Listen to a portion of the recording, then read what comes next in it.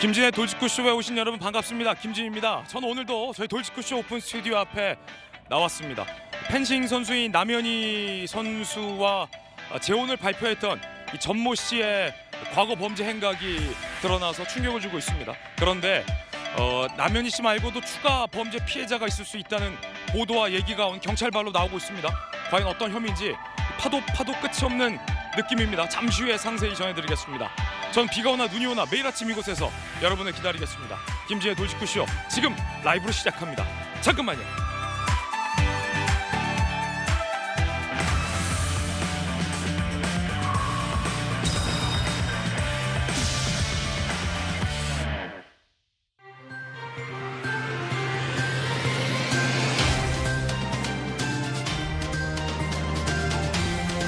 신문 읽어준 남자입니다. 펜싱 선수 남현희 선수가 이 전모 씨에 대해서 성전환한 것을 알고도 만났었다, 재혼을 발표했다라고 밝혔습니다. 완전히 속았다라고 했는데 성별은 속은 것 같진 않습니다. 잠시 후에 이야기 나눠보겠습니다. 오늘 조간신문 4가지 키워드 준비되어 있습니다. 먼저 첫 번째 키워드부터 공개하겠습니다. 첫 번째 키워드는 뭘까요? 바로 이겁니다. 붕괴. 동아일보가 오늘 이면에 쓰고 있는 기사인데요. 어떤 붕괴일지 함께 보시죠. 기업 실적 악화, 내수 침체, 외국인이 이달 2조 넘게 주식 순매도했습니다. 코스피 2300선이 붕괴됐습니다. 이래저래 경제 걱정입니다. 이어서 두 번째 키워드 살펴보시죠. 두 번째 키워드는 바로 이겁니다. 숫자 2인데 기사는 한국인보 1면입니다.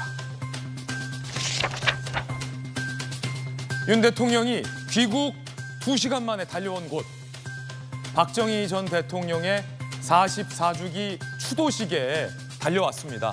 귀국한 지 2시간 만에 현직 대통령으로선 처음 박정희 전 대통령의 추도식을 참석한 거고요. 박근혜 전 대통령과 윤석열 대통령이 나란히 걸으면서 굉장히 정겨운 이야기를 많이 나누었습니다. 자랑스러운 지도자다, 해안과 결단을 배워야 된다라고 박정희 전 대통령의 장점을 지켜 세운 윤석열 대통령, 박 전 대통령과 윤 대통령 과연 어떤 이야기 나눴을까 직접 잠시 후에 들어보시죠. 이어서 다음 키워드입니다.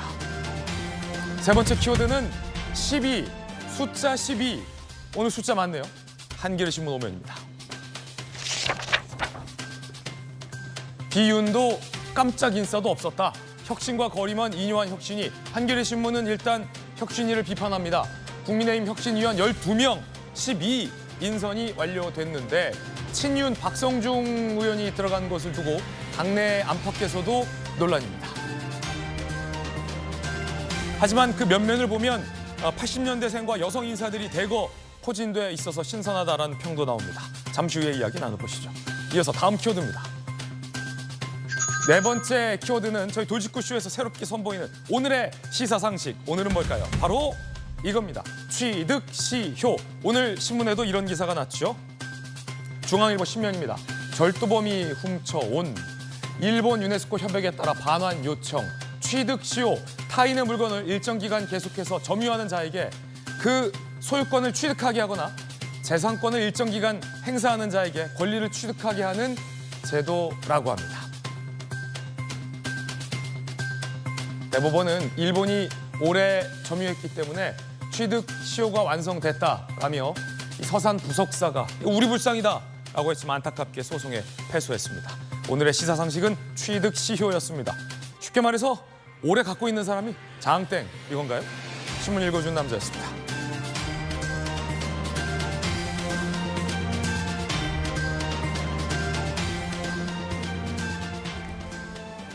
(11년째) 김진의 돌직구쇼를 보고 계신 여러분에게 돌직구쇼의 취득시효가 있습니다. 오늘 함께하신 분들 소개해드리겠습니다. 검사 출신의 김광삼 변호사님, 그리고 국민의힘 현 지도부입니다. 김병미 최고위원 나오셨습니다. 돌직구 좌장, 서울시 부시장을 역임한 김영주 의원, 그리고 성치훈 민주당 정책위 부의장 나오셨습니다. 어서 오세요. 한동훈 장관 이거 제시카법 던져놓고 총선 출마하려는 거 아니야? 제시카법 끝내고 총선 나가려고 그러지. 민주당 의원들의 의심과 질타를 한 장관이 받았습니다. 정치권 안팎에서는 시샘으로 읽힌다라는 분석도 있습니다. 첫 번째 이야기 지금 시작하겠습니다. 제시카법과 4월 총선, B, 쓰레기, M, 걸레. 알쏭달쏭한 키워드는 무슨 말인지도 잠시 후에 풀어보죠. 한 장관을 상대로 민주당 의원들이 질의를 했는데 이 제시카법을 물어보면서 사실은 총선 견제구를 날렸습니다. 제시카법과 총선이 도대체 당최 무슨 연관이 있을까요? 들어보시죠. 장관께서 직접 발표를 하시길래 저는 한동훈 장관께서 총선에는 불출마하시나 보다 그런 생각을 했어요. 입법 예고에서 국회 제출까지 최소 기간만 따져도 94일입니다. 설마 이 법을 던져놓고 국회에서 논란 벌어지고 그러는데 장관은 총선 출마하겠다고 이렇게 몸을 빼거나 그러시지는 않겠죠. 완벽한 방안은 없습니다. 저희는 최선의 방안이라고 생각한 것을 1년 가까이 연구한 결과를 낸 것이지. 그리고 총선 말씀하셨는데 총선이 많은 분들에게 중요하시겠지만 모든 국민에게 그게 인생의 전부는 아니거든요. 저에게도 마찬가지입니다. 제시카법을 물어보면서 총선 나가려고 그러는 거 아니죠? 라는 견제구를 쓱 날린 박용진 의원. 한동훈 장관도 알쏭달쏭한 답변을 했습니다. 완벽한 방안은 없지만 최선의 방법으로 제시카법을 추진하겠다라는 말과 함께 총선이 중요하지만 그게 인생의 전부는 아니다. 야, 이게 무슨 뜻일까요? 김영주 의원님, 네. 좌상께서 좀 해석을 해주시죠. 총선 안 나갑니다라고는 안 했고 네. 총선도 중요하지만 인생의 전부는 아니다. 네. 무슨 뜻일까요? 글쎄요, 그냥 뭐 총선에도 나가는데 제시카법도 할게. 그치. 예. 그거죠. 그걸 딱 그거죠. 이렇게 의료적으로. 맞아. 그거 같아요. 그러나 인생이 내 인생에 있어서 내가 정치하는 것이 전체는 아니지 않냐. 예. 그리고 나에게는 내 나름대로의 우선순위가 있고 가치가 있다라는 거 하는 것이고 또 발언 전체를 보면 제시카법이라고 하는 것이 민심을 얻기 위한 법은 아니다. 그런 네. 얘기예요. 이건 냉정히 내가 해야 될 소임 안에 있는 영역이고 예. 그 소임을 마치면 내가 정치를 하든 안 하든 당신이 무슨 상관이야. 사실 그게 맞는 말 아닙니까? 네네. 뭐 물어볼 것만 물어보는 거고 제시카법이 한국형 제시카법은 미국형 제시카법과 뭐가 다르냐 이런 것을 물어보면서 어떻게 좀 더 우리 현실에 맞게 제시카법을 만들어 갈 것이냐에 대한 쟁점으로 물어봤어야 되는데 그 뒤에 왜 그런 얘기를 물어봐서 또 오히려 더 질문 자체를 흐리고 오히려 손해를 보는지 모르겠습니다. 네. 총선도 중요하지만 제시카법도 중요하다. 둘 다 할 수 있다. 이런 네. 뜻으로 읽힌다. 김병민 최고위원은 이 장면 보면서 어떻게 해석했습니까? 박용진 의원은 유치원 3법으로 국민들의 사랑을 받았던 정치인 아닙니까? 네네. 그러니까 그 유치원 3법을 제시했을 때 정치적인 이해관계와 총선의 유불리 득실을 따지면서 얘기하지는 않았을 거라고 봅니다. 한동훈 장관도 마찬가지죠. 한국형 제시카법을 제시함에 있어서 윤석열 정부가 표를 얻기 위해서 이 법을 만들거나 아니면 한동훈 장관이 본인 총선에 대한 출마용의 포석을 쌓기 위해서 이것을 만들었다라고 접근하는 순간 진정성과 그 취지가 다 퇴색될 수 있지 않습니까? 예. 다른 거 다 떠나서 한국형 제시카법이 필요하다고 얘기할 정도로 조두순 같은 극악 성범죄자들이 출소할 때마다 우리 사회가 들끓잖아요. 그런 사람들이 나와서 어디에 거주할지 국민들을 걱정하고 불안하고 이 문제를 해결해달라고 있는 국민의 녹을 받는 자리가 300명 국회의원들의 자리 아닙니까? 그러니까 박용진 의원 같은 경우는 여기에 대한 한동훈 장관의 거취와 출마에 대해서 언급하려면 한국형 제시카법에 대한 진정성 혹은 이것에 대한 진정성이 느껴지지 않는다면 국회의원 박용진이 생각하는 여기에 대한 대안은 무엇인가에 대한 논의를 해야겠죠. 네. 국민들을 걱정하고 이것을 해결하기 위한 안들이 나왔으면 이거를 조금 더 보완해 나가기 위한 논의가 국회 내에 이루어져야 될 텐데 지금 이 모든 것을 깔때기처럼 한동훈 장관의 총선과 연결짓게 된다면 정말 해도 좀 너무한 것 아니냐 이런 걱정과 우려가 예. 커질 수 있다는 점들을 다시 한번 말씀드립니다. 이 내밀하게 정치권을 잘 분석하는 분들의 분석에 따르면 이 제시카법이라는 것의 명분과 대의가 국민들 사이에 많은 공감대를 이루고 있고 또 한 장관이 이건 잘하는 거다. 정말 불안하다라는 여론을 잘 반영하고 있기 때문에 야당 입장에서 이걸 대놓고 반대할 수는 없고 그리고 잘했다고 한동훈 장관한테 박수치기도 싫고 그래서 총선과 뭔가 좀 연결지어서 그 의미를 퇴색시키려는 것 아니냐라는 분석도 나오고 있습니다. 왜냐하면 이 박범계 의원까지 비슷한 질문을 했기 때문입니다. 앞으로 법사위에서 예. 심도 있게 논의하겠습니다. 야당 입장에서 볼 때 한동훈이라는 카드를 내년 총선 정국에서 좀 부담이 되시는 측면이 있나요? 지금 윤석열 정부에 대한 국민의 비판적 시각을 감안하고 지금 뭐 여러 가지 쇄신하겠다 하지만 이번 국감을 보니까 뭐 전혀 그럴 생각이 없어 보이고 그런 상황에서 나온다 해서 저는 뭐 폭발적일까 그것은 의문입니다. 그런데 나올 것 같아요. 지금 뭐 갑자기 제시카법 뭔가 하나 마무리하고 가려고 하는 느낌도 있어요. 제시카법 마무리하고 나오려는 것 같다라는 박범계 의원의 일종의 뭐 살짝 견제구 이런 느낌도 좀 드는데 김광삼 변호사님, 제시카법 마무리하고 딱 시기적으로 총선 출마하면 시기적으로는 맞겠군요. 일단 뭐 화두를 던진 거 아니에요? 네. 근데 이제 제시카법에 대해서는 이제 한동훈 장관이 처음 한 게 아니고 이전부터 수없이 많은 논란이 좀 있었고요. 저도 이제 전에 성범죄와 관련해서 방송에 나갔을 때 그 제시카법의 필요성에 대해서 많은 얘기를 했어요. 그런데 이제 제일 중요한 것이 이제 인권에 관한 문제 아닙니까? 그래서 이제 헌법 위반과 관련된 그런 부분이 있고 두 번째 자체는 과연 이 시설을 어디에다 설치할 것이냐. 그러면 누구나 자기 지역에 오는 걸 반대할 거 아닙니까? 이런 문제에 있어서 논의하다가 중단되고 그랬어요. 그런데 아마 제가 볼 때는 대다수의 국민들은 이 제시카법이 제정돼야 한다고 아마 그렇게 판단을 하실 거예요.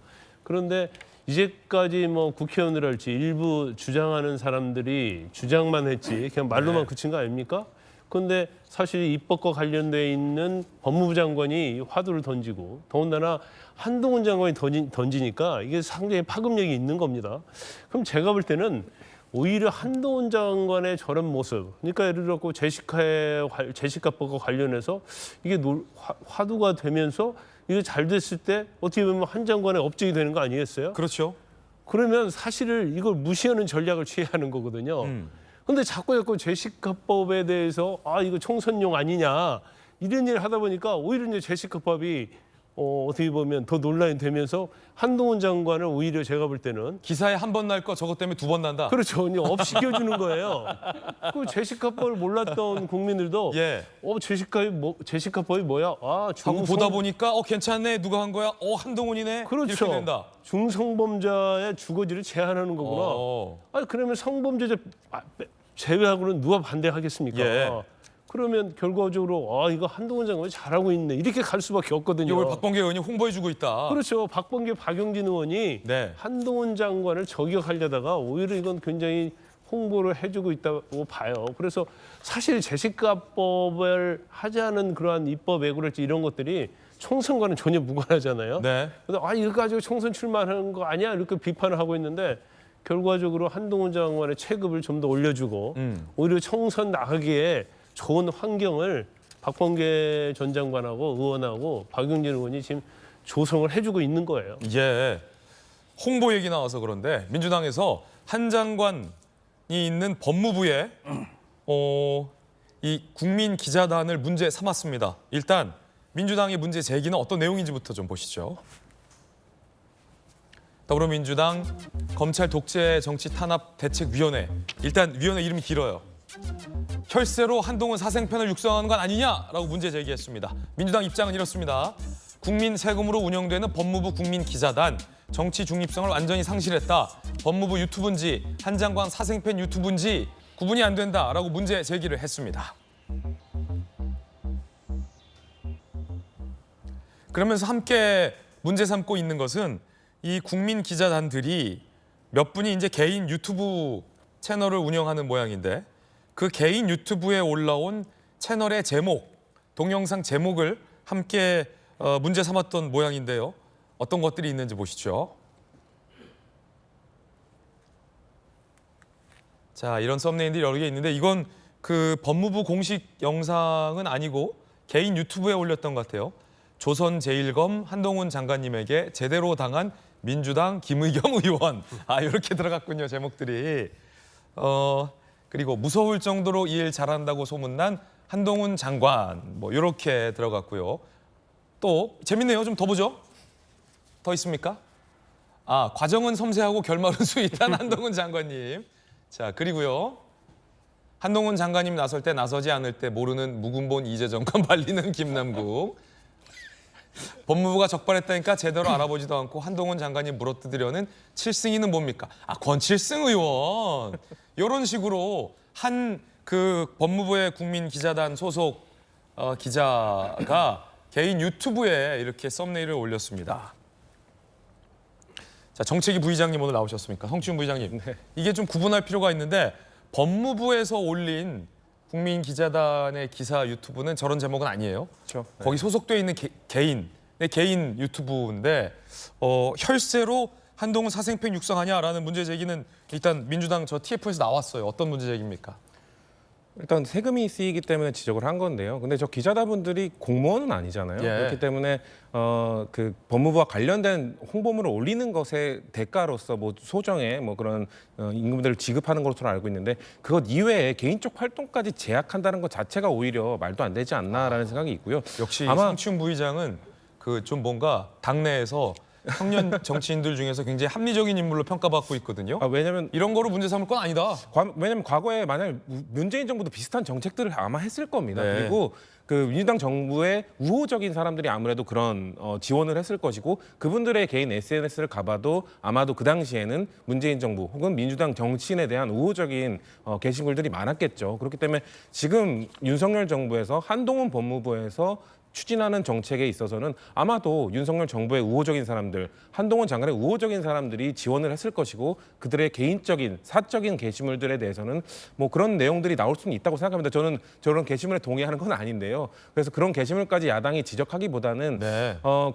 이런 되치기 당하기 너무 좋거든요. 왜냐하면 문재인 정부에도 분명히 비슷한 일들이 있었을 겁니다. 그렇기 때문에 한동훈 장관에 대해서 좀 지적을 하기 위해서는 보면 한동훈 장관이 법무부나 이런 검찰 이런 것들에 대한 팩트, 뭐 영수증에 관한 문제들 이런 것들을 팩트를 갖고 지적을 할 때 좀 당황하거나 평소에 실력이 안 나오더라고요. 그래서 그런 것들에 좀 집중을 해서 질의를 해야지 저런 되치기 당할 수 있는 뻔히 우리 당도 아니면 우리 정부 때도 했을 법한 일들을 갖고 공격을 하는 것은 좀 하수가 하는 일이 아닌가 저는 그렇게 생각하고 있습니다. 예, 자, 또 성추윤 부의장의 의견이었습니다. 당의 검찰 독재 탄압 대책위원회인가요? 그 위원회의 주장과는 다른 또 본인의 소신을 얘기했습니다. 사실 근데 이런 것들도 아까 말했던 것과 비슷해요, 김영주 의원님. 네. 민주당의 이제 TF에서 비판을 해서 뭔지 들어가 봤더니 뭐 조선제일검 한동훈 장관에게 당한 김의겸 의원 뭐지 하고 클릭해 봤더니 정말 김의겸 의원이 당한 영상 오히려 한 장관을 더 홍보해주는 네. 저렇게 문제 제기 안 했으면 몰랐을 법한 개인 유튜브의 그 제목들이잖아요. 네, 그렇습니다. 그러니까 출장비 문제도 마찬가지고요. 또 진짜 홍보 영상 문제도 그러면 과거에 추미애 장관 시절에 뭐 설에 절 받는 홍보 영상 이런 부분도 솔직히 뭐 여야 할 것 없이 기관장 중심으로 안 돼 있는 홈페이지가 어디 있습니까? 다 객관적으로 보면. 그런데 이제 너무 그것이 과도하거나 또 예산이 많이 갔을 때 지적을 할 수 있는데 이것은 그거하고는 좀 다른 결인 것 같습니다. 아, 추미애 전 장관 합긴 법무부 장관 때 법무부 영상에 뭐 어머니와 같은 네. 장관님 이랬었어요. 그거는 그 북조선이나 있을 법한 그런 모성 그 아버님 그 태양절이나 있을 법한 이제 그런 부분인데. 아바이 수령 뭐 이런 예, 겁니다. 예, 예. 뭐 본인이 내지도 않으면서 지가 다 낸 것처럼 그렇게 표현하는 좀 과합니다만 예. 어쨌든 아까 성 부위원장 말씀하셨다시피 지내놓고 보면 다 그런 일이 있어요. 이제 그런 부분에 대해서 조금 더 객관적으로 드라이하게 질문해야 된다라는 거고 다만 이제 이 그 국민 기자단에게도 조금 더 윤리 지침 같은 게 있었으면 좋겠습니다. 이게 네. 왜냐하면 저렇게 지적을 받고 오해를 받잖아요. 왜냐하면 돈을 주면서 저 친구들한테 저런 걸 좀 퍼날라라고 얘기할 수 있는 것이죠. 그렇기 때문에 그런 활동하는 기간 동안에는 조금 더 자제할 수 있도록 프로토콜을 만들어주는 것도 좋지 않나 그렇게 생각이 듭니다. 네, 아, 재밌었습니다. 이에 대한 한동훈 장관의 답변도 있는데요. 들어보시죠. 더불어민주당이 공격을 했던데요. 한 장관님 그 개인 홍보 수단으로 법무부 국민기자단 이걸 활용하고 있다. 그렇진 않고요. 그분은 2019년에부터 이렇게 활동하시는 분 같고요. 그리고 지금 말씀하신 부적절한 내용이라는 부분은 개인 블로그고요. 그게 법무부의 기자단으로서 일하는 것과는 무관한 내용입니다. 저희 법무부에서 법TV 같은 데 홍보하는 영상은 기본적으로 정책을 국민에게 열심히 알려드리고 그리고 변화하는 상황을 설명하기 위한 것이지 뭐 과거처럼 개인을 홍보하거나 하기 위해서 미화하는 그런 것 저희는 그런 것 하지 않습니다. 한 장관 반박까지 들어봤습니다. 자, 그런가 하면 어제 국정감사에서 유병호 감사원 사무총장의 이른바 공감 노트가 논란이 됐는데 어떤 내용인지 들어보시죠. 주요 공감 및 논의사항이라고 하는 문건이 있습니다. 일명 공감 노트라고 하는 건데 이 문건 유병호 총장님이 직접 작성한 거 맞죠? 예, 2006년부터 직원 훈련용으로 작성하고 있습니다. 실전 매뉴얼입니다. 저는 조사 기법 이런 겁니다. 이런 게 있습니다. 여의도 사람들의 온갖 질의에 대비한답시고 답하려고 하는 자세 자체가 아군 노략질 둥둥둥. 그리고 하단을 보면 그건 음해질에 대한 그겁니다. 강 건너 어떤 아자마까지 자라바가 해설이 이렇게 돼 있어요. 그럼 강 건너 마을이라는 표현이 이 문건에 자주 등장하던데 여의도 국회를 말씀하시는 거죠? 또 제가 그걸 말씀드리기 곤란합니다. 아자마는 아주머니를 비하하는 표현 같아요. 국회에 있는 여성 의원들을 강 건너 아줌마 이렇게 표현하는 것 같습니다. 그건 아니었습니다. 나중에, 아니고요. 네. B 쓰레기, M 걸레 이런 표현도 나와요. 이 문건을 읽어보면 이게 누구를 말하냐면 B 쓰레기의 B는 백운규 장관이고 M 걸레의 M은 국장인 걸로 이해가 됩니다. 아무리 밉다고 하더라도 공직자들에게 배포하는 문건 아닙니까? 여기에서 이렇게 쓰레기, 걸레 이렇게 표현을 되는 겁니까? 감사원법 20조에 감사원의 임무에 대해서 이렇게 표현을 하고 있습니다. 행정운영의 개성과 향상하고 무슨 상관이 있어요? 신용문객잔의 주방장이 칼 쓰듯이 조사하소 다다다다다. 신용문객잔 영화가요 한 30년 전에 나온 홍콩 무협 영화인데 여기에서 주방장이 칼 쓰는 장면이 딱 3번 나옵니다. 이게 사람 사체를 훼손해가지고 만두 만드는 장면이에요. 이 감사를 이렇게 하시겠다는 지금 뜻입니까? 구체적으로 저 3,000페이지 중에 한두 페이지만 발췌가 말씀하시는데 나머지 그 아름다운 부분은 한 페이지도 말씀 안 해주셔서 좀 섭섭합니다. 그리고 제가 말씀드리고 싶은 거는 그때 직원들 거의 죽을 뻔했습니다. 수차례 거의 사실에 고발당하고 감찰당하고 그러다가 그 말 이상 말씀드리고 싶지 않고요. 자, 일단은 많은 단어들이 지금 나왔는데 유병호 사무총장이 직원 훈련 실전 매뉴얼로 작성했다는 공감과 관련된 노트일 텐데 내부 노트 같아요. 신용문 객잔도 등장하고 강 건너 마을에 아자마라는 말도 나오는데 이게 뭡니까 일단 김영민 최고위원님. 신용문 객잔 하면 90년대 초반 영화인 거로 기억하는데요. 우리 네. 옛날 그 비디오 테이프 있을 때.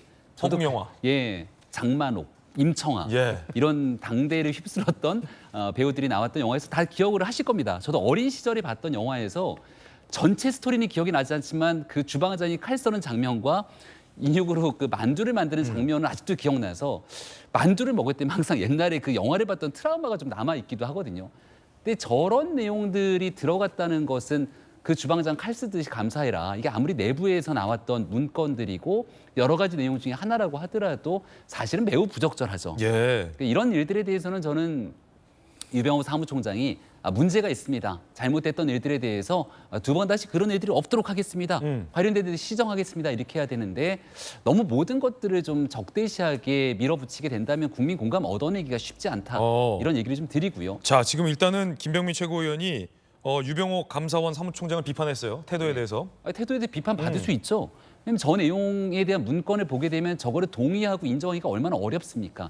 감사원의 감사라는 건 철저한 정치적 중립을 지켜가면서도 실제 공직자들이 갖고 있었던 문제들에 대해서 엄정한 감사를 해야 되거든요. 예. 왜냐하면 지난날 있었던 이 월성원전 등에 대한 문제가 있을 때 감사원 감사 회피하려고 막 직원들이 나서서 이거 지우고 했던 심각한 문제들이 드러났는데 이런 것들을 철저하게 관리 감독하고 국민의 편에서 감사를 하는 분들인데 이런 문건들이 돌아다니게 되면 감사원에 대한 신뢰 자체가 다 훼손될 수 있지 않습니까? 그래서 잘못된 일에 대해서는 죄송하다.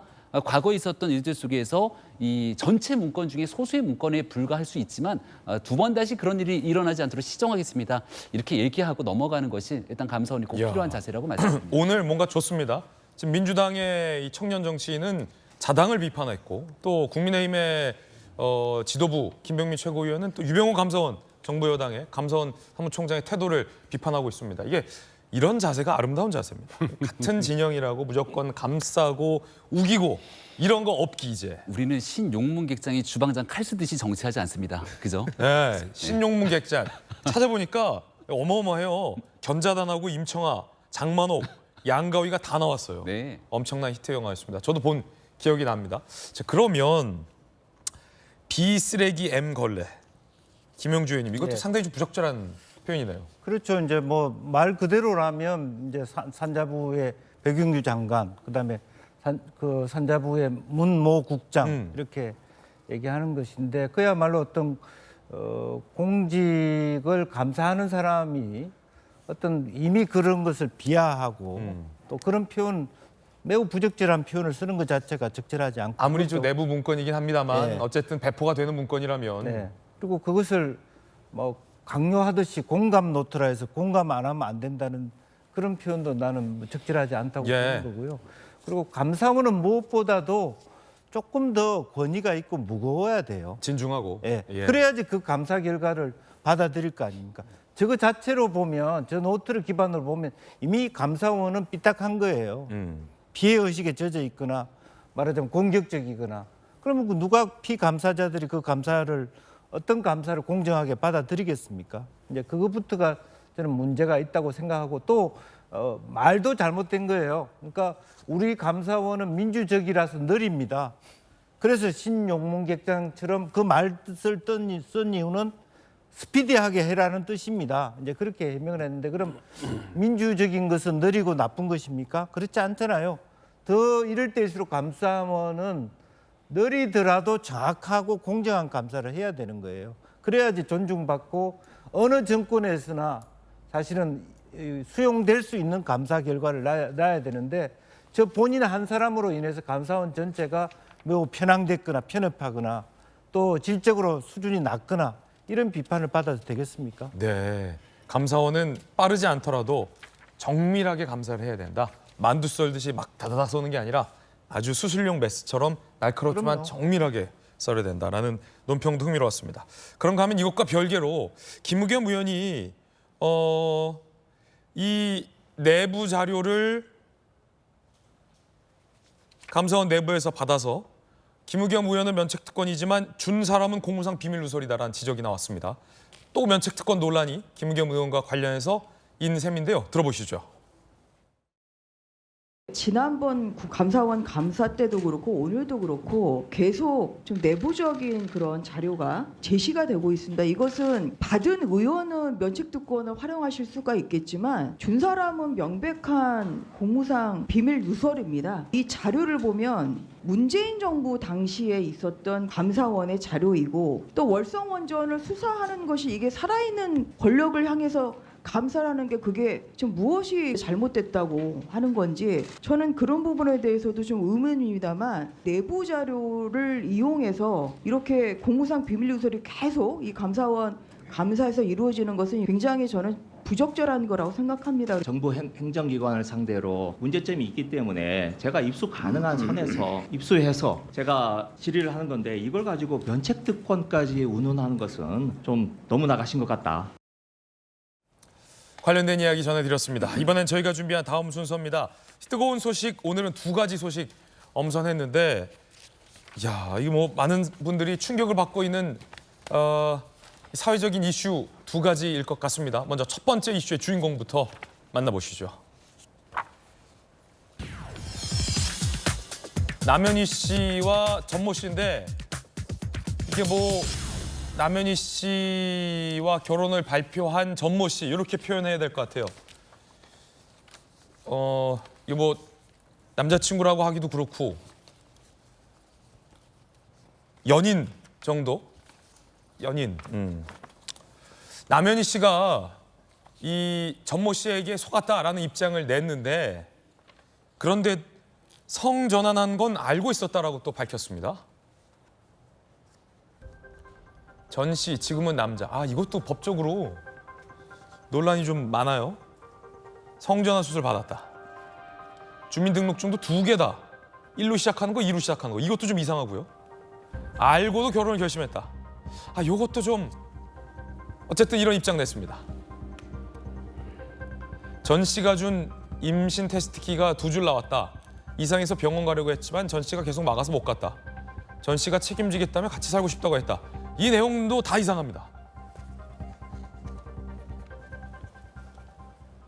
이제 뭐 상식적인 얘기가 하나도 없는데 김관선 변호사님, 일단은 그 전모 씨가 성전환 수술을 한 건 맞는 것 같은데 주민등록을 2개 들고 다닌다. 이거부터가 좀 이상하잖아요. 그런데 우리나라는 성전환 수술을 했다고 해서 그 남성으로 인정을 해줍니까? 아니요, 그 법원에 이제 허가를 받아야죠. 그러니까 법원 허가 없이 주민등록증이 그러니까 1이 새겨진 주민등록, 2가 새겨진 주민등록을 2개 들고 다니면서 필요할 때마다 남자입니다, 여자입니다 이렇게 쓸 수 없잖아요. 그렇죠. 일단은요. 둘 중에 하나는 조작. 이제 성전환을 하려면 법원의 허가를 받아야 하는데 대검 애교가 이제 2006년도에 만들어졌어요. 거기에 의하면 정신과 의사 2명 전문의의 그런 뭐 소견도 있어야 하고요. 그다음에 제일 중요한 것은 남자 여자는 이제 성기 부분 아닙니까? 그럼 성기 부분의 수술을 집도한 의사의 확인서 그거 말고 이제 서류가 많이 필요합니다. 네.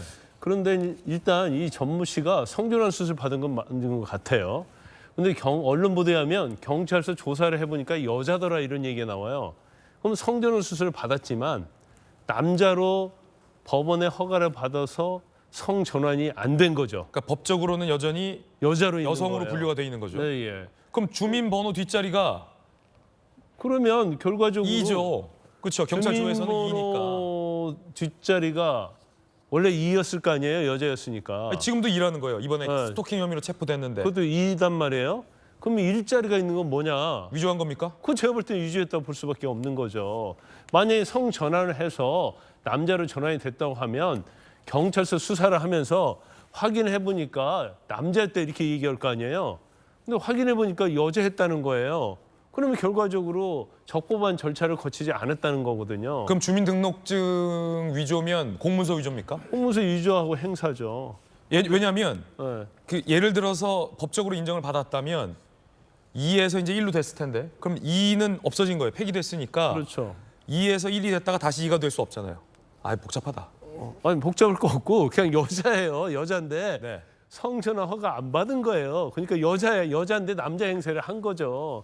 근데 이거 참 드라마에도 이렇게 쓰기는 좀 어려울 것 같아요. 네. 이제 남인희 씨하고 15살 차이 난다는 거 아니에요? 근데 여성 트랜스젠더가 와가지고 아 내가 재벌 3세다. 구체적으로 어느 그룹 얘기를 합니다. 그러면서 경호원을 또 대동하고 와요. 그래서 펜싱을 배우고 싶은데 펜싱을 배우려는 이유가 뭐냐면 대결 상대가 있는데 그 대결 상대가 테슬라 일론 머스크라는 거예요.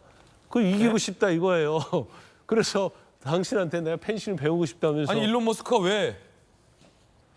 아니 그러니까 이런 말을 들으면 뭐 정상적인 사람 같으면 이거 정신병자 아니야? 이렇게 생각했을 거예요. 근데 아마 남현희 전 선수는 본인이 신데렐라라고 생각하지 않았나 싶어요. 그런데 성전을 했다는 것도 알았다는 거 아닙니까? 그걸 알았는데 당신 임신한 것 같다고 임신 테스트기를 줬다는 거예요. 근데 임신 테스트기는 2줄로 나왔다는 거 아니에요? 임신한 걸로. 네. 그럼 남현 선수도 성전환 여자로 알고 있는데 자기가 임신했다는 거에 대해서 의심을 했다는 건데 그 의심할 게 아니고. 그럼 과학적으로 임신이 안 되죠. 왜냐면 임신할 수가 없죠. 임신이 안 되는 거죠. 근데 임신 테스트기를 주는데 그건 다 밀봉된 봉지가 다 뜯어져 있었다는 거 아닙니까? 봉투가.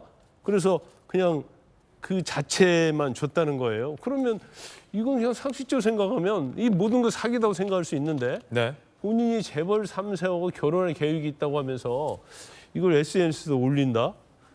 이거 참 제가 볼 때는 그 재벌 3세로 분장한 위장한 그 여자도 이해가 가지 않지만 남현희 선수도 제가 이해가 가지 않습니다. 자, 김관선 변호사님의 어떤 분석이었는데 개인적인 분석이었는데 일단은 뭐 남현희 씨 주장은 다 속았다라는 거고 또 운동 열심히 하다 보면 또 이제 어떤 게 이 심리적으로 속은 상태에서는 우리가 생각할 때는 이 상식적인 구분 내지 상식적인 판단 이런 게 정상적으로 작동하지 않을 수도 또 있다라는 것을 감안해 본다면 모르겠습니다. 어찌 된 일인지는 좀 더 입장이 자세히 더 나와봐야 할 것 같은데. 주민등록증을 2개 들고 다녔다라는 주장에 따르면 하나는 위조일 가능성이 크겠죠. 이건마저도 이제 공문서 위조로 처벌될 수 있는 상황이고요. 팩트만 정리해 본다면 최근에 스토킹 혐의로 현장에서 체포됐을 때 이 전모 씨가 내민 주민등록상에 경찰이 확인한 주민등록 뒷자리는 2로 시작되는 번호였다고 합니다. 성전화를 했는지 안 했는지는 뭐 중요하지 않고 법적인 신분은 여전히 여성으로 분류되어 있다는 점은 분명한 팩트인 것 같습니다.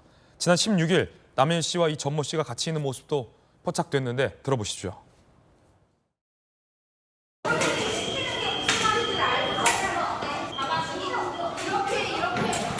이런 느낌이었어. 봐봐. 동작이 잘못했어. 길이가 잘못했어. 전 대표님은 그러니까 펜싱을 배우려고 1월 달에 저를 찾아오셨었고요. 수강하러 오신 분이랑 동업을 하시게 된 건가요? 네, 맞아요. 전 대표님께서는 체육계 협회 관계자신가요? 뭐라고요? 아니요, 저는 체육계협회 관계자가 아닙니다. 제가 여기 한 3월인가 4월쯤부터 이제 같이 업무를 시작을 하게 됐어요. 현재 남현이 펜싱 아카데미는 제가 운영을 하고 있어요.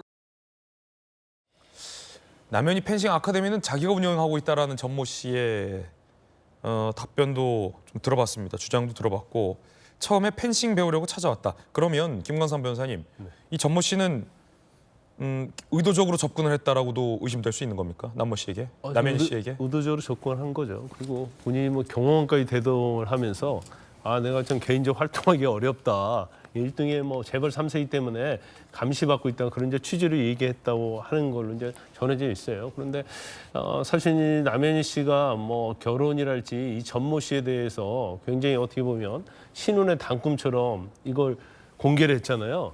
근데 그러면서 이 전모 씨가 어떻게 사기를 쳤는가에 대해서 그냥 뭐 한두 건이 아니에요. 엄청난 댓글이 달리고 있거든요. 사기당했던 사람들이 뭐 수억부터 시작해서 뭐 심지어 90만 원, 50만 원까지 사기당했다는 사람들이 있고 본인 자체가 이제 뭐 그런 사기를 친 돈을 가지고 했는지 모르겠지만 잠실에 보면 뭐 엄청난 고가의 주상복가 아파트가 있거든요. 그 아파트에서 이제 둘이 같이 거주를 했다는 거 아닙니까? 그러면 그런 돈은 어디서 났을까? 본인이 그런 어떤 돈을 마련할 수 있는 그런 경제 여력이 전혀 없거든요. 그러면 이 모든 것들이 다 사기를 쳐서 받은 돈이다 볼 수밖에 없고 뭐 보니까 뭐 사기를 당했다고 올린 사람들이 그래 보니까 이건 너무나 가지가지 각색이에요. 그래서 많은 금액을 사기당한 사람은 뭐 상장에서도 투자를 해야 한다고 해갖고 돈을 뭐 억 단위로 가져갔다랄지 뭐 몇 천을 뭐 사기당했다 이제 이런 분들이 계속 올라오기 때문에 아마 뭐 경찰에서 이제 지금 스토킹 관련해서 긴급 체포되어 있는데 사기 관련해서도 수사를 하게 되면 이 본인의 어떤 정체성 그리고 본인의 실체 이런 것들이 드러날 거라고 보는데 제가 볼 때는 아마 좀 경악할 만한 것들이 더 많이 나올 걸로 보입니다. 예, 그런가 하면 중앙일보 보도에 따르면 이 전모 씨와 같은 아파트에 살고 있는 주민의 증언에 의하면 이 전모 씨가 은행 어플리케이션을 켜서 본인 통장에 51조 원이 들어있다는 것을 보여주며 과시했다라는 주장도 제기됐습니다. 아직 사실로 단정할 수는 없습니다만 이 보도에 따르면 전모 씨와 같은 아파트에 살고 있다는 주민의 증언으로 소개되고 있습니다. 통장 잔고가 51조, 전모 씨의 지인 같은 아파트 주민인데요. 전 씨가 은행 앱을 켜서 51조의 잔고를 보여주면서 부를 과시했다라는 일종의 증언이 보도되고 있습니다. 51조의 엄청난 금액이 통장에 있다. 몇 명이나 가능한 일일까 싶습니다. 참고로 밑에 적어놨는데 지난 4월 기준으로 미국 포브스가 발표한 한국 50대 자산가 순위 김병주 MBK 파트너스 회장이 12조, 이재용 삼성전자 회장도 자산은 10조 5,496억 밖에 안 됩니다. 전 씨에 비하면. 근데 전 씨가 어떻게 51조의 잔고가 있었을까도 궁금한데 뭐 이 내용이 만약에 사실이라면 이 아파트 주민이 본 것이 사실이라면 저 51조의 통장은 어떻게 된 걸까요? 김광삼 변호사님. 저것도 통장을 가짜로 만든 거죠. 은행 어플리케이션으로 보여줬다는데 조작이 가능합니까? 그 조작 뭐 얼마든지 할 수 있는 거예요. 그런데 사실 아무리 재벌 3세를 할지라도 통장에 몇 억, 한 1, 20억은 있을 수 있다고 봐요. 재벌 3세면. 근데 51조면 그룹 차원이라 할지라도 51조를 왜 손재 통장에 있는 거예요? 그 뭐 다 대출 받아가지고 대부분 그룹들이 사업하는 거 아닙니까? 그 51조라고 있다는 걸 믿을 사람이 누가 있을까? 근데 이제 믿어서 사기를 당한 사람도 있어요. 이제 저희도 사실 이제 강남 사무실에 있다 보면 이런 통장 가지고 찾아오는 사람들이 있어요. 그래요? 그러면서 이제 그걸 보고 과시를 하죠. 우리 애가 빌딩을 지으려고 하는데 뭐 어떻다 하면서 뭐 법률 좀 자문 구하고 싶다 하는데 저는 이제 그런 경우에 있어서는 뭐 100% 거짓말이라고 생각하거든요. 왜냐하면 통장 잔고를 보여주는 것은 사기가 있는 거예요. 왜냐하면 자기를 신뢰 못하니까 통장을 보여줘서 신뢰하게 만들려고 하는 거거든요. 그럼 저는 그렇게 얘기를 합니다. 여러분도 뭐 그렇게 써먹어 보시죠. 또 꿀팁 알려줍니까? 예. 자, 이 자리에서 당신 통장에 100원만 입금해보라고 해요. 100원 이체해봐라 모바일로? 그렇죠. 100원 이체해보면 문자 메시지 100원 이체했다고 뜨는 거 아닙니까? 그러면 통장 잔고가 뜨죠? 그렇죠. 만약에 51조가 있었는데 100원 이체하라 하면 51조 100원. 그렇죠. 그렇게 해보라고 해요. 그러면 좀 당황하죠. 뭐라고 그래서 내 휴대폰이 요즘 좀 문제가 있어서 안 된다. 아니면 모바일용 하는 휴대폰을 가지고 오지 않았다. 이렇게 얘기하는 거예요. 그래서 사실 이제 통장 잔고 보면서 사기당하는 경우 굉장히 많이 있고 그런 사건 많거든요. 그런데 통장 잔고를 보여주면 그건 거의 뭐 99% 사기다 이렇게 보시면 되고 속아서는 안 됩니다. 속아서는 안 된다. 자, 그런가 하면 언론 보도에 따르면 이 전 씨가 남현희 선수의 주변인들을 상대로 일종의 사기를 시도한 것 아니냐라는 의혹도 보도되고 있습니다.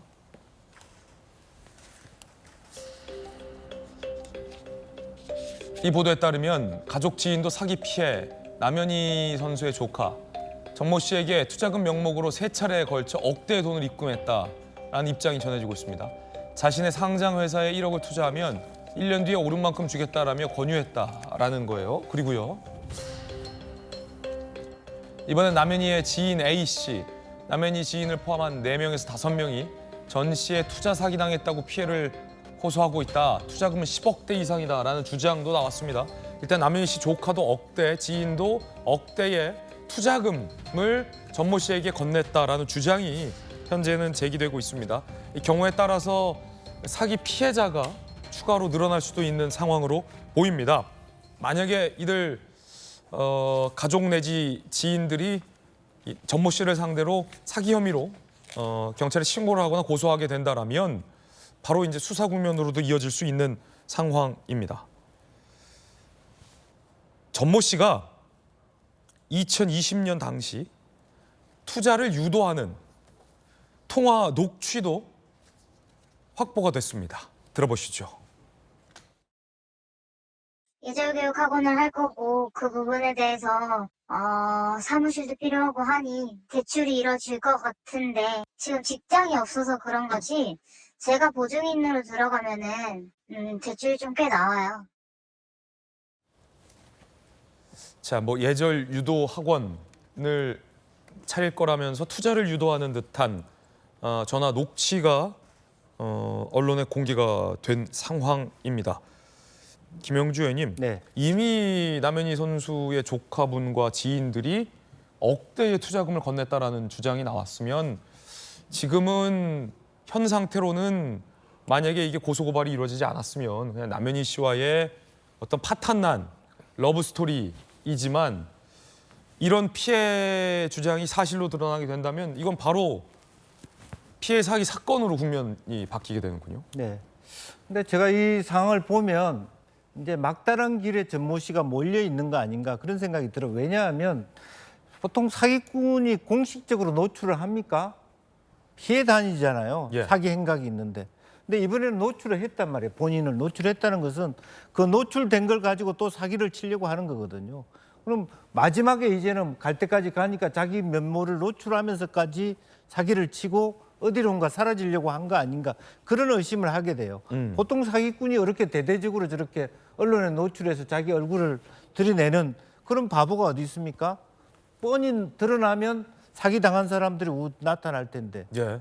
그렇게 보면은 상당히 저 사진 하나를 가지고 또 한 몇 가지의 사기 행각을 하려고 했던 것이고, 이제 그런 의미에서 이제 돈을 다 받아놓고 이제 뭐 도망을 치거나 나는 몰라라 할 정도의 결심이 있었던 거 아닌가 그렇게 보여지고요. 우선은 정말 그 남현희 씨한테는 미안한데요.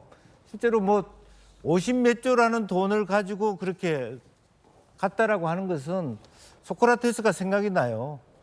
너 자신을 알라.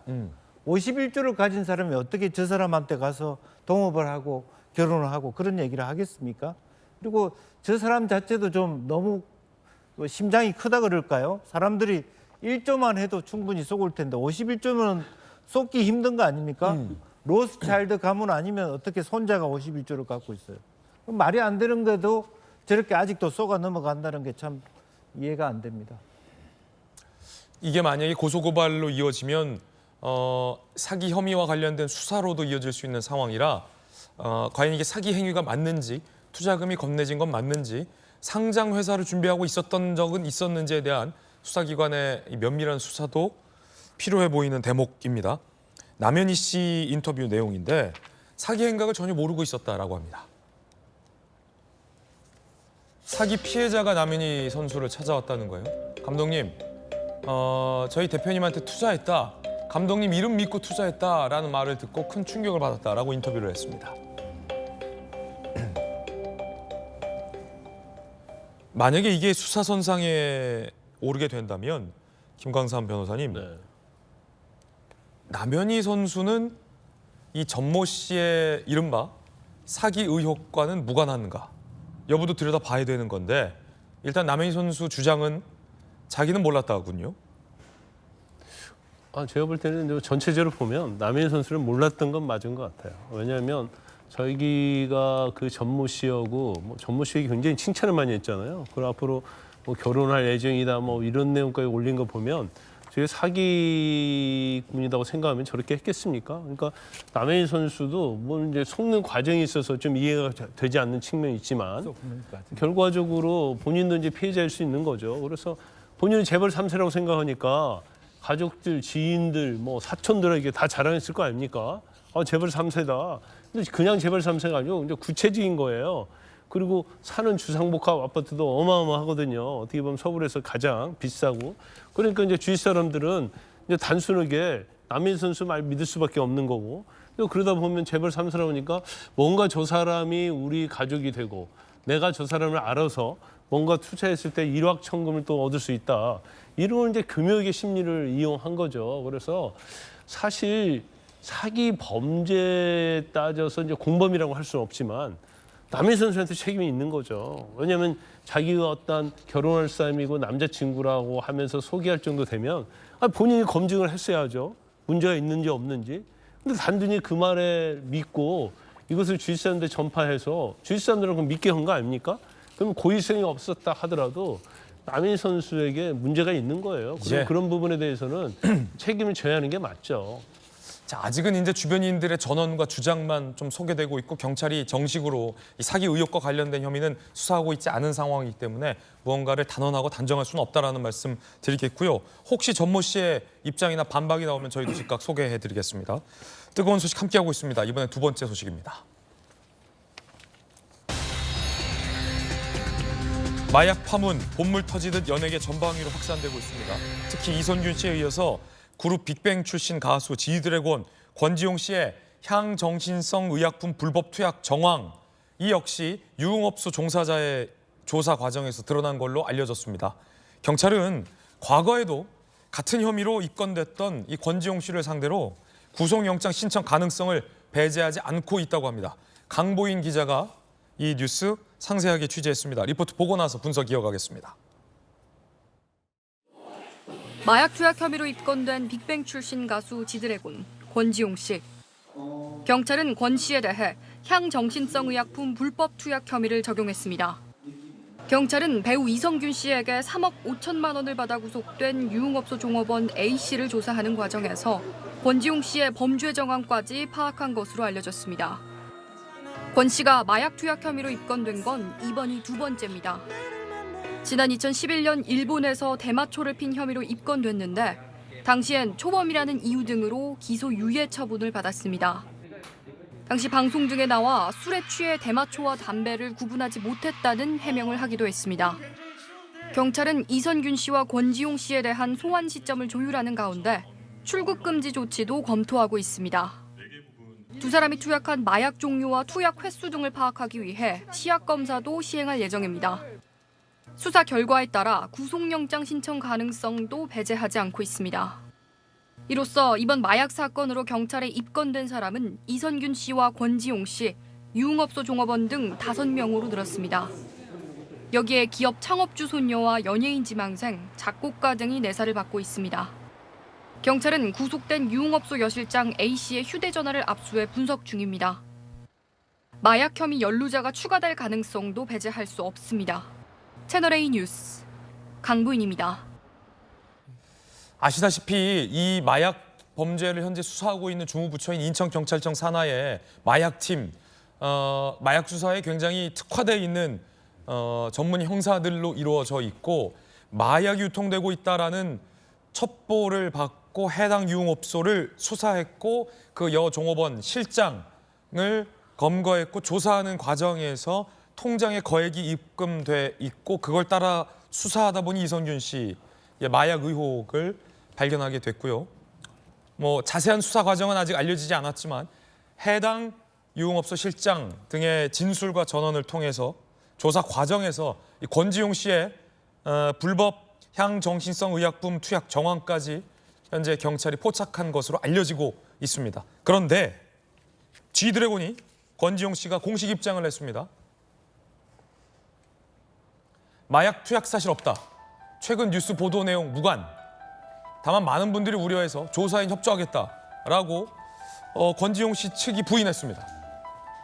야, 이게 이렇게 되면 경찰의 입장과 권지용 씨의 입장이 현재 상충하고 있는 그런 상황인데 김광삼 변호사님, 이 마약 수사를 그냥 여종업원의 진술만으로 권지용 씨를 특정하지는 않았을 것 같은데 권지용 씨는 부인을 하고 있습니다. 이 입장에서. 이거 어떻게 된 겁니까?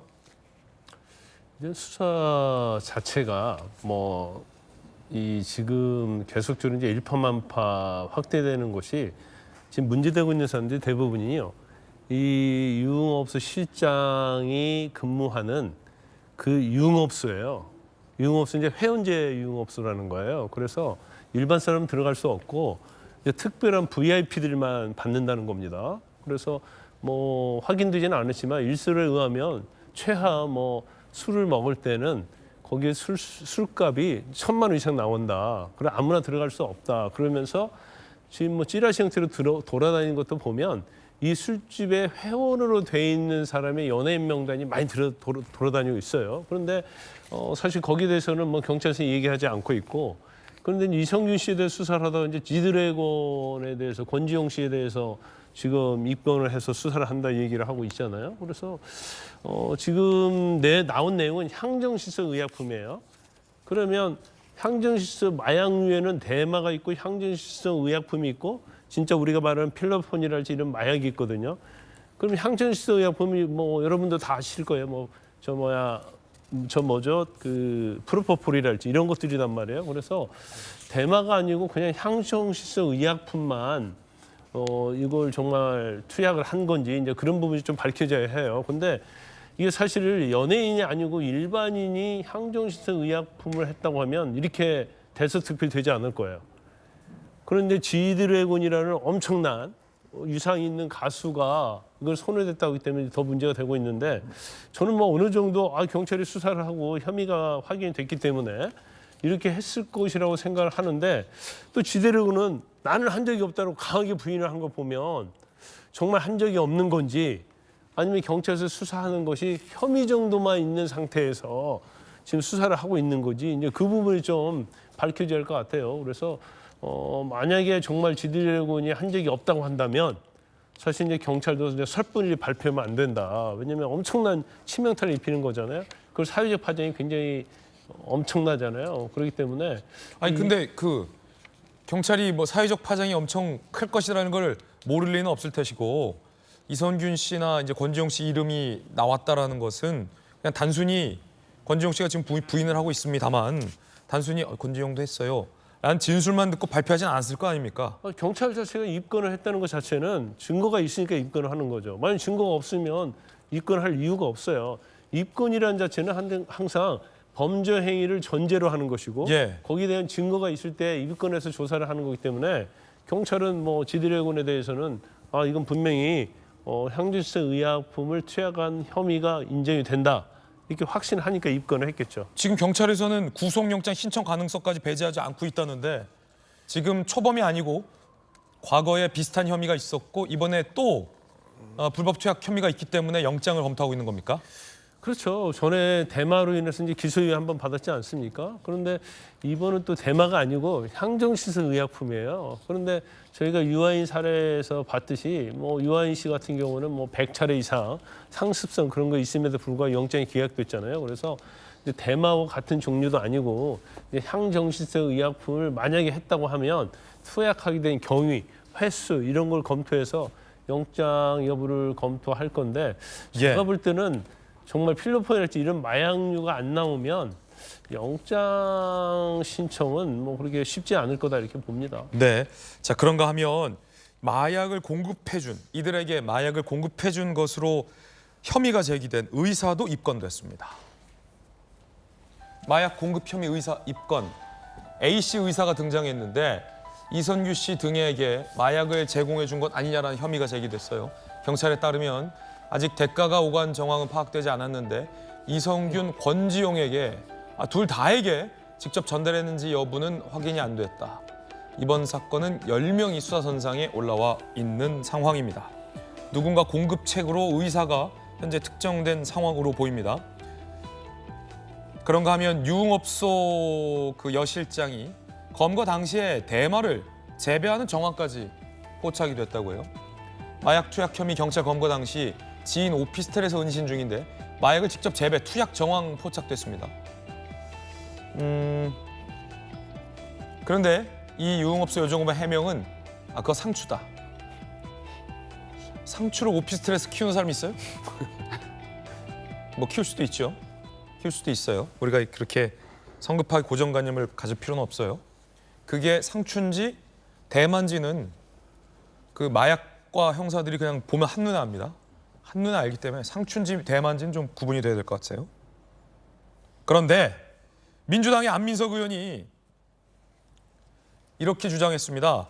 얼마 전 민주당의 이경 상근부대변인인 것처럼 주장처럼 이선균 지드래곤 마약 이 이슈를 일부러 정부의 실정을 가리기 위해서 터트린 것 아니냐라는 식의 음모론 주장을 펼쳤습니다. 다선의 안민석 의원 주장 들어보시죠. 이성균이나 지드래곤 같은 이런 연예인들은 대한민국 대표적인 연예인들 아니겠습니까? 이게 오비일학일까 우연의 일치일까? 그렇게 보기에는 이 정권의 이기와 이 연예인들의 마약 이슈 이 시점에서 이걸 터뜨리는 것이 저는 그런 생각이 듭니다. 그래서 제가 정치는 타이밍의 예술이라고 하는데 이런 것들을 바보가 아니라고 그러면은 누군가가 의도하고 기획했을 수도 있겠다. 그런 오해를 사기에 충분한 이런 타이밍 인 것이죠. 근거는 없지만요. 이게 우연히 일치일까는 그건 국민들이 판단을 몫으로 남게 되겠습니다. 안민석 의원 근거는 없는데 누군가가 띡띡띡 김 청장 요즘 잘 지내? 정국이 좋지 않아. 이선균 풀어. 다음 날 그래도 정국이 좋지 않아. 권지용 터뜨려. 뭐 이랬다는 겁니까? 성추행 부의장님. 그런 이야기를 하는 건데요. 근데 이 정치적 사건을 덮기 위해서 연예계 이슈를 터뜨린다라는 거는 너무 옛날 이야기 아닌가 싶습니다. 이 안민석 의원께서 지금 국회의원 생활만 거의 20년 가까이 하시고 계신데 지금 거의 국민 수준을 20년 전과 똑같이 보고 계신 게 아닌가. 우리나라 국민들은 이제 이런 연예계 가십 이슈가 터진다 하더라도 정치권 이슈나 우리가 지금 워낙 많은 이슈들이 쏟아지고 있음에도 계속해서 기억합니다. 뭐 홍범도 장군 철거 문제 뭐 다 기억하고 있기 때문에 그걸 걱정할 필요는 없거든요. 근데 물론 국회의원이 의혹제기는 할 수 있습니다. 의혹제기하는 거는 어찌 보면 일종의 권리이자 의무이기도 한데 모든 권리에는 의무가 따르는 것이거든요. 그래서 의혹제기를 하셨을 때 그것이 사실이 아닌 것으로 밝혀졌을 때 사과할 용기도 있어야 되고 그런 의무라고 볼 수 있는 거거든요. 근데 안민석 군 그 윤지호 씨 사건 그 관련된 사건에서 계속해서 의혹제기 하시다가 그것이 지금 현재 상황에 왔을 때 아무런 사과나 유감 표명 아무것도 안 하고 계시지 않습니까? 이런 무책임한 모습을 보이고 계시면 앞으로 계속해서 의혹 제기를 하실 때도 전혀 힘이 실리지 않을 거라는 말씀을 드리고 싶고요. 국회의원이라면 이런 사건이 터졌을 때 뭐 연예인들을 좋아하는 학생들에게 미칠 영향이라든지 또 교육이 오랫동안 하시지 않았습니까? 그런 특성을 살려서 그런 것에 집중을 해서 질의를 하셔야지 왜 자꾸 이런 음모론 그리고 얼마 전에 있었던 대정부 질문에서도 한동훈 장관에게 무슨 출마, 뭐 사과 이런 것들을 요구하시면서 같은 민주당 소속으로서 좀 낯뜨거워지는 장면들을 보여주셨는데 이런 모습들을 자꾸 집중하시는 것보다는 본연의 활동, 국회의원으로서 뭐 어떤 활동을 해야 되는지 다시 한번 되돌아보시는 게 필요하지 않을까 생각합니다. 성추윤의 돌직구였습니다. 김영주 의원님, 네. 성추윤 정책부의장이 같은 민주당으로서 나 부끄럽다라는 표현까지 썼어요. 안민석 의원의 음모론. 근데 본인도 근거는 없대요. 이런 주장을 하면서 근거는 없다. 지금 민주당이 해야 될 것은 오히려 왜 이렇게 마약 범죄가 마약 사범들이 만연하게 됐는가에 대한 자성론입니다. 네. 그게 민생이고 그게 다음 선거에 표를 더 많이 얻을 수 있는 그런 것입니다. 근데 그것을 실제적으로 그러한 방조의 책임 어쨌든 검찰이 갖고 있는 마약 수사 기능들을 없앰으로 인해서 그 여러 가지 이런 것들이 만들어졌다면 우리도 다시 검찰에게 수사 기능을 줄 자세가 되어 있다라고 하는 반성적 자세가 나와도 뭐 할 텐데 뭐 지난번에도 사실은 뭐 우리가 참 잊을 수 없는 뭐 이태원 사건 때도 경찰들이 마약 수사하느라고 초동 조치가 늦었지 않느냐 이렇게 얘기하다가 그 본질을 흐트린 거거든요. 지금도 마찬가지로 어쨌든 이 마약이 너무 쉽게 우리가 대학가까지 들어온 부분에 대해서 우리도 줄이드는 데 노력하겠다. 법적인 강제를 하겠다라는 거 하는 것이고 다만 뭐 정치인이니까 저런 정도의 의혹을 제기할 수 있습니다만 그와 똑같은 무게로 민주당도 마약 말하자면 우리 사회에 마약이 만연된 데에 대한 책임감을 좀 가졌으면 좋겠다는 생각입니다. 예. 따지고 보면 김병민 최고위원님 잘 아시잖아요. 한동훈 장관이 검수완박 국면에서 마약 수사하겠다 하니까 추미애 전 장관 등이 마약 정치하고 있다라고 비판을 했고 앞서서 우리 김영주 의원님 언급해 주셨지만 정말 안타까운 이태원 참사 당시에도 그냥 정부의 경찰 행정에 대해서 질타하면 될 것을 한동훈이 마약 해가지고 경찰들이 마약 수사하니까 이거 터졌다라고 근거 없는 주장하고 그리고서 이번에서도 이런 마약과 관련된 이 대규모 피해 범죄 정황들이 드러나니까 이 국정 실정을 덮으려고 이거 터뜨렸네라고 얘기하고 윤석열 정부에서 한동훈 장관이 마약 범죄 수사라는 게 못마땅한 것은 아닌지 민주당에게 되려 묻지 않을 수가 없거든요. 왜냐하면 지난 문재인 정권 5년 동안 마약 범죄에 대해서 강력하게 이 내용들을 끊어내겠다라고 하는 의지를 보이고 마약과의 범죄에서 전쟁과 같은 그런 혁혁한 일들을 해나가겠다. 이런 일들을 혹시 들어보셨는지 국민들께 다시 한번 좀 반문하고 싶습니다. 네. 제 돌직구쇼에 벌써 한 10년 가까이 우리 김진애 앵커랑 같이 나오고 있는데 그렇죠. 제가 돌직구쇼에서 수많은 이슈들을 다뤘습니다만 지금도 머리에 생생히 남는 이슈 중에 하나가 버닝썬 사건이었습니다. 한 달 가까이 그 버닝썬 얘기를 우리 김영주 의원님과 함께 나누기도 했었고요. 그러면서 그 당시 박정화 의원이 나와서 했던 얘기가 두 번 다시 잊지 말자 버닝썬. 시간이 지나고 나면 또다시 이 내용들이 잊혀질지 모르겠지만 그 이면에 사로잡혀 있었던 범죄 문제들이 언젠가는 국민들한테 다시 밝혀진 날들이 있을 거다. 버닝썬 수사 제대로 지난 정부에서 안 하지 않았냐? 그 내용들도 결국 기저에 들어가게 된다면 국민들이 갖고 있는 의구심이라는 건 그런 클럽 등에서 일어나고 있는 대대적인 마약과 관련된 문제들 이런 것들에 대한 의구심까지 다 나와 있는 것 아닙니까? 지금 우리가 이 사건을 통해서 볼 수 있는 건 조금 전에 의사가 나왔잖아요. 그리고 얼마 전에 이 마약 범죄에 대해서 인천 세관 직원들이 여기에 대해서 연루된 것으로 수사가 진행되고 있다는 뉴스가 나오고 얼마 전에 한 경찰관이 투신을 했어요. 근데 경찰관이 투신해서 목숨을 잃고 나서 보니까 거기에 마약 범죄에 연루돼 있는 상황처럼 나오지 않습니까?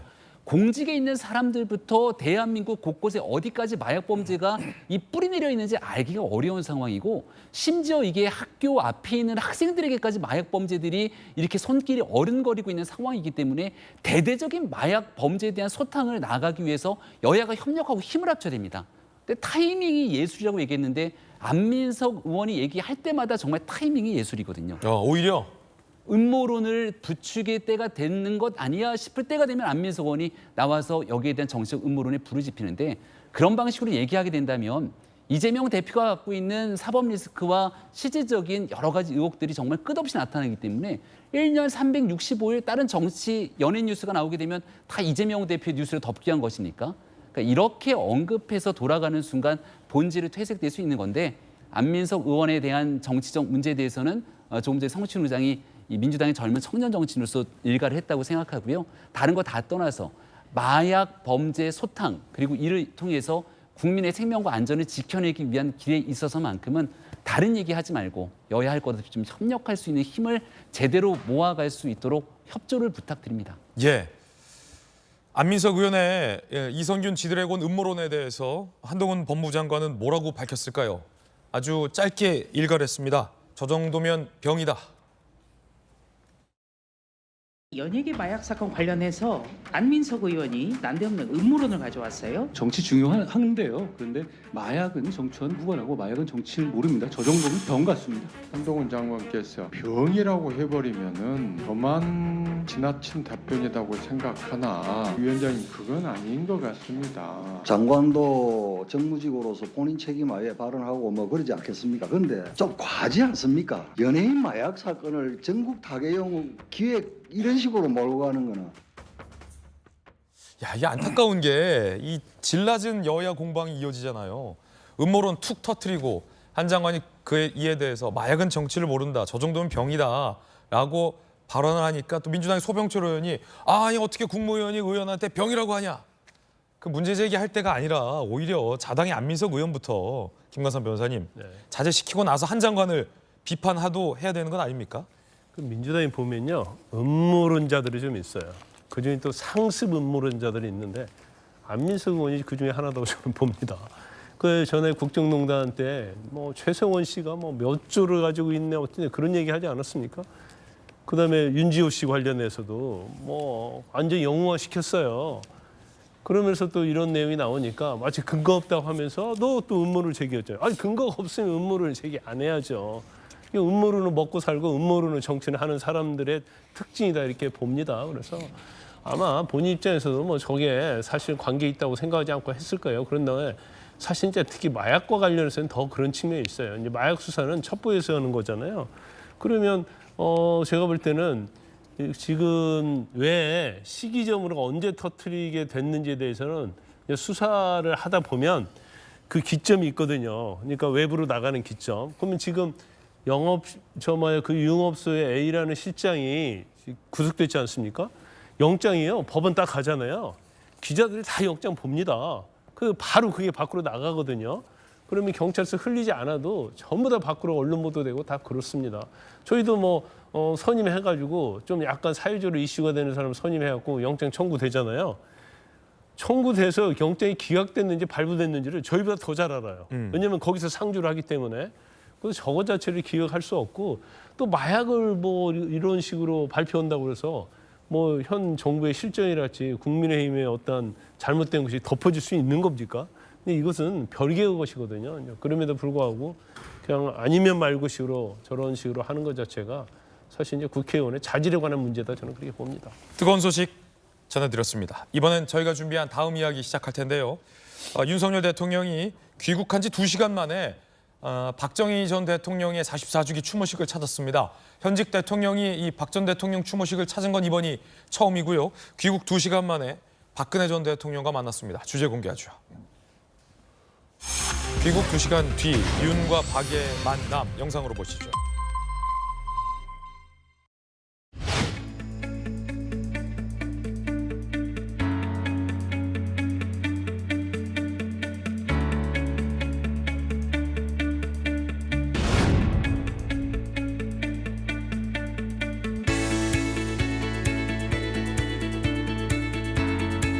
이 나라의 위대한 지도자 박정희 대통령께서는 우리 국민을 하나로 모아 이 나라의 산업화를 강력히 추진하셨습니다. 한강의 기적이라는 세계사적 위협을 이루어내셨습니다. 영예이신 박근혜 전 대통령님과 유가족분들께 자녀로서 그동안 겪으신 슬픔에 대하여 심심한 위로의 말씀드립니다. 해외 순방에서 돌아오시자마자 곧바로 추도식에 참석해 주신 윤석열 대통령님께 심심한 사의를 표합니다.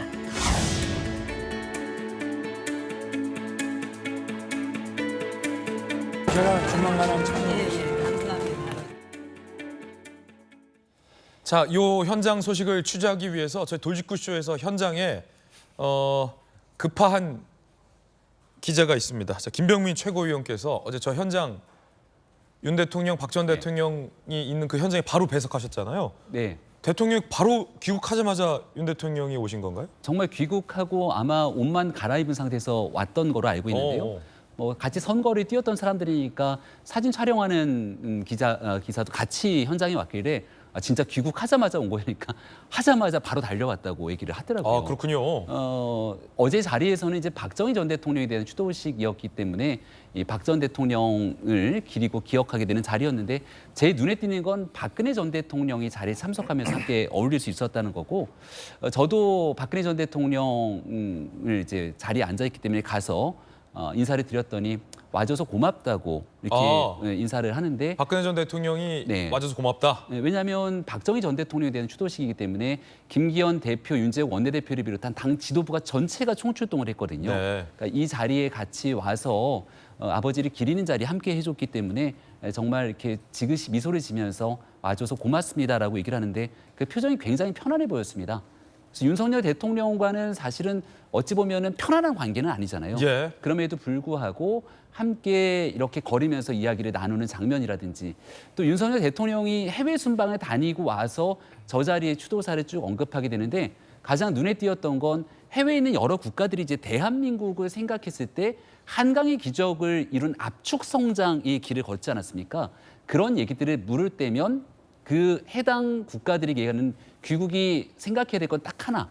박정희 전 대통령이 어떻게 이 나라에 대한 산업화를 읽었는지 그 박 전 대통령 얘기를 꼭 한다는 것이죠.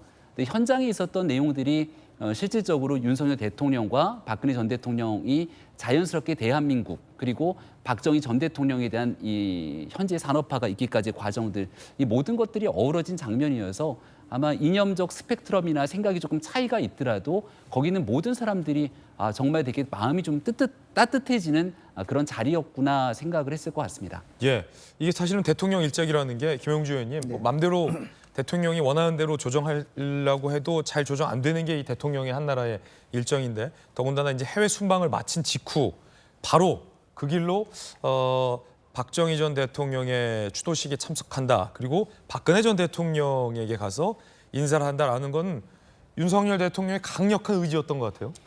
강력한 의지도 의지거니와 현재 그 윤석열 대통령의 처지 자체가 박근혜 대통령과 손을 꼭 잡지 않으면 안 되는 그런 처지다. 그렇게 솔직히 저는 생각합니다.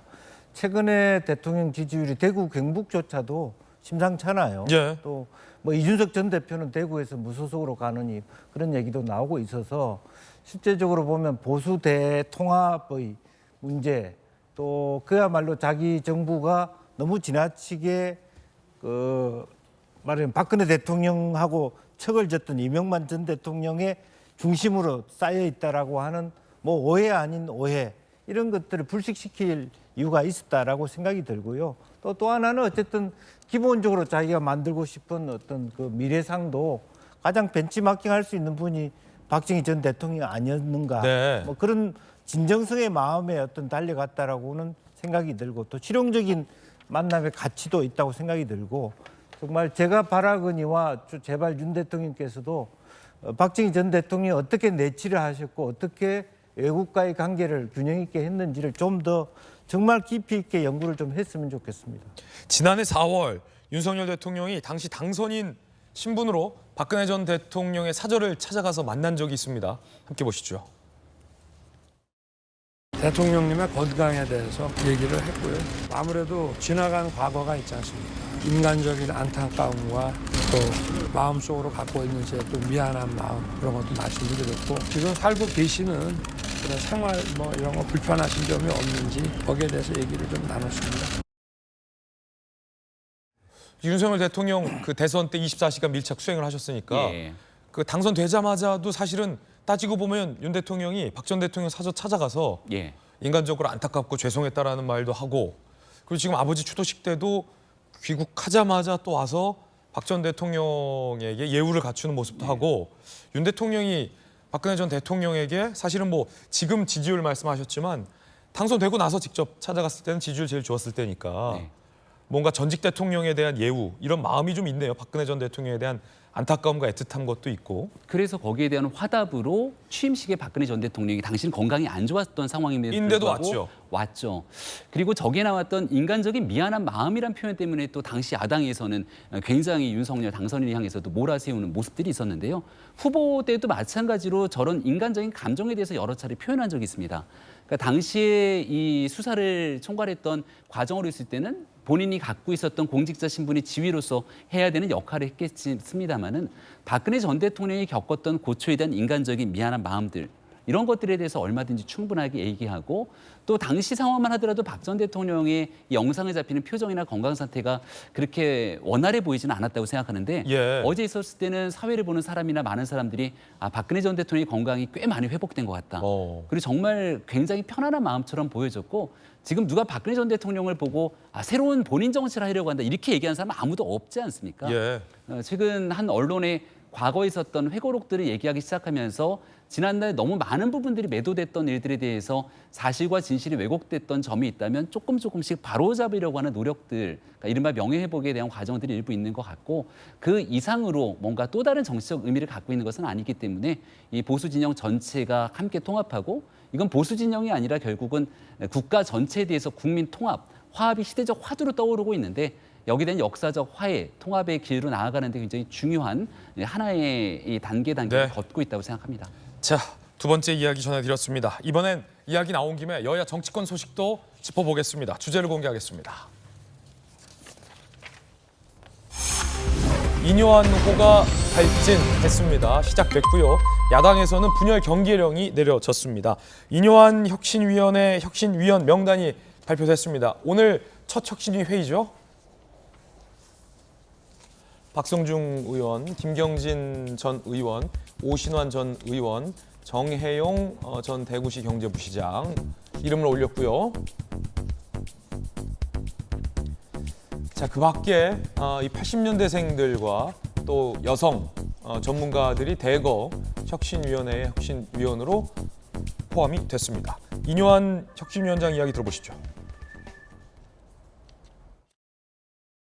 능력 있는 사람을 뽑았어요. 그 분들을 모으다 보니까 아주 만족스럽게 지역 안배가 된 거예요. 당에 쓴소리하는 비윤계 인사들은 포함되지 않았는데 이게 통합형 인선이라고 판단하고 제가 쓴소리 많이 할 겁니다. 그거 걱정하지 마세요. 아마 일주일이 지나면 굉장히 우리 쪽 당에서도 좀 걱정을 많이 할 겁니다. 왜냐하면 쓴 약을 꼭 먹어야 될 약을 조제해서 좀 바른 기초를 가지고 출발할 수 있도록 만들어준다. 그 다음 뭐 이 공천 뭐 이런 거는 제가 거기까지 앞서 나가지는 않습니다.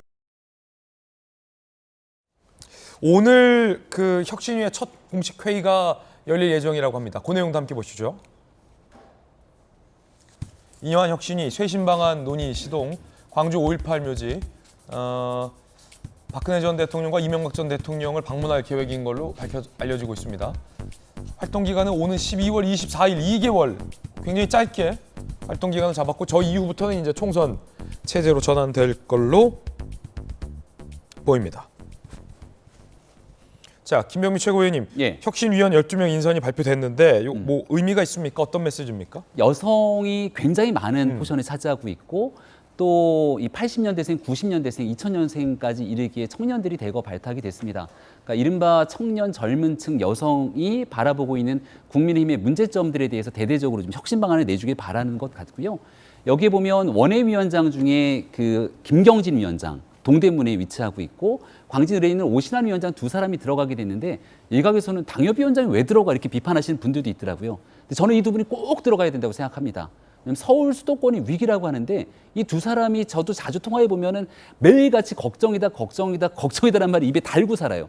그러니까 본인들이 이대로 가면 떨어질 것 같다는 위기감을 갖고 어떻게 혁신해야 본인이 당선될지에 대해서 누구보다 제일 잘 피부로 느끼는 사람들 아닙니까? 잘 안 하면 떨어진다. 이대로 이 혁신을 못하면 우리 다 망합니다라고 하는 위기감이 목까지 차 있는 사람들이기 때문에 예. 그들이 내놓게 될 혁신안에 대해서 저는 꽤나 기대를 갖고 있습니다. 예, 그런가 하면 이재명 대표, 민주당 소식인데 이재명 대표는 연일 이 단합을 얘기하고 있습니다. 하지만 당 내에서는 이 대표가 외치는 단합에 의구심을 제기하는 목소리도 있습니다.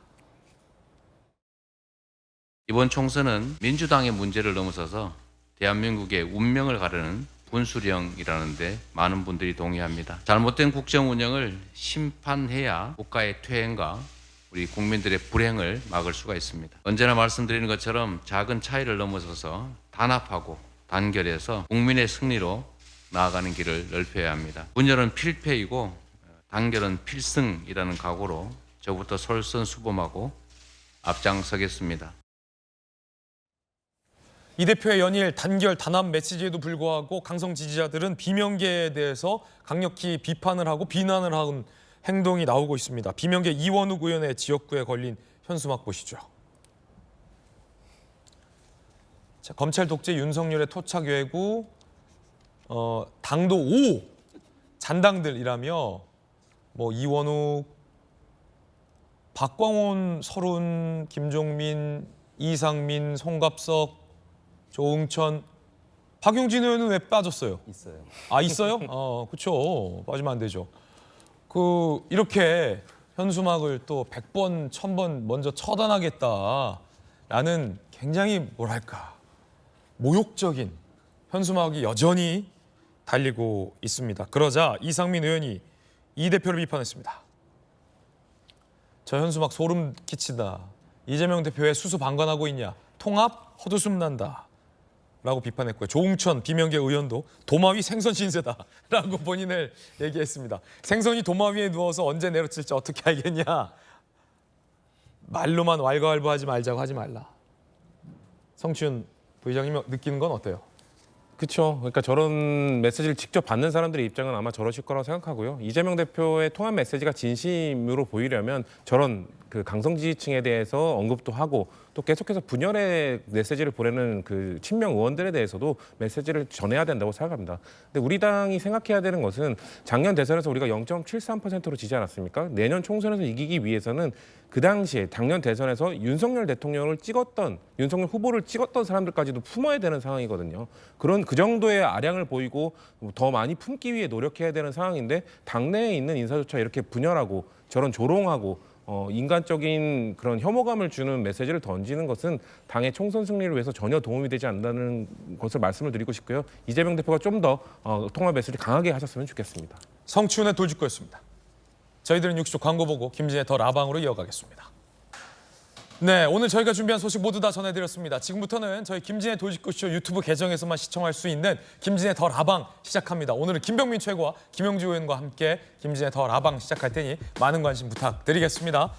저희들은 다음 주 월요일 아침에 인사드리겠습니다. 좋은 주말 보내시기 바라겠습니다. 오늘 하루는 분명 어제보다 나을 겁니다. 감사합니다.